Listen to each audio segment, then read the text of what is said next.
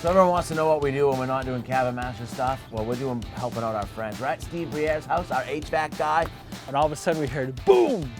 Come to find the lolly column had snapped in half and was laying on the floor. It made us really nervous. Look at this. I just drove my, look at that. Oh, nice. Nice, huh? Yeah. But we have to address this. So initially I thought we would get the basement ready for the membrane, insulating it. And then Ryan, you know, upon further inspection, found rotted wood and underneath the flooring and everything.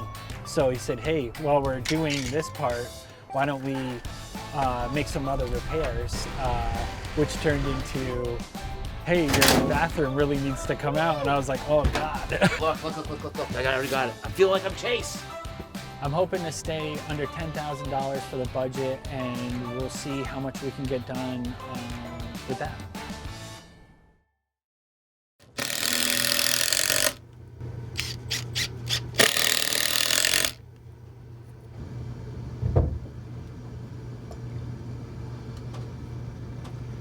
Wow, Justin, what a difference down here, bud. Yeah, definitely. What'd you guys end up doing? We're going to take some hemlock here and scissor on each side of the beam because the beam is kind of rotted. And we Yep. put big girts and girth right straight through. Nice. Close that right up and put this beam here out. Toenailed it up like that. And then we come in, jacked everything up until we got it level and slapped in our posts.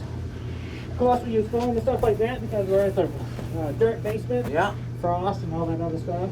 It's amazing down here. You can see everything's pretty much on the same plane. There's Yes, still a little belly exactly. in Yeah, that. there's still a little belly and stuff like that, but the thing is, though, you jack up here on these old houses, you start losing on your sill. Yeah, we You lose it on your sill, you're screwed. Right, you know? right.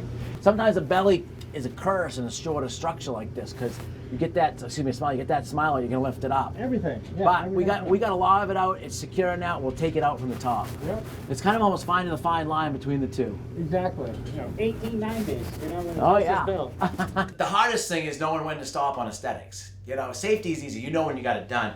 Then it's like how much time and effort and money and whatnot do you want to put into making it look perfect. But old house, it's got a bunch of character. It's gonna look great regardless. Love it.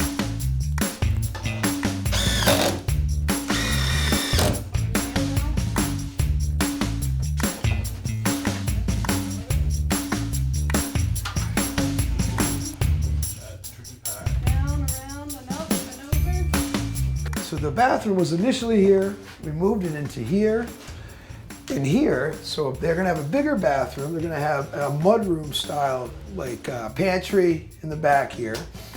And we went with sheetrock, which we're not prone to use, but we're doing it for these guys. So my budget on this project was somewhere around $10,000 to do the whole project, which we kept it under that, which was awesome. And I'm super grateful for everything that they can do under the budget. I'm completely shocked and surprised about the whole thing. I'm super grateful for Ryan and his team for coming in and taking care of everything for us. The floors are now safe and solid. The beams are twice of what I could ever imagine that would ever need to be down there.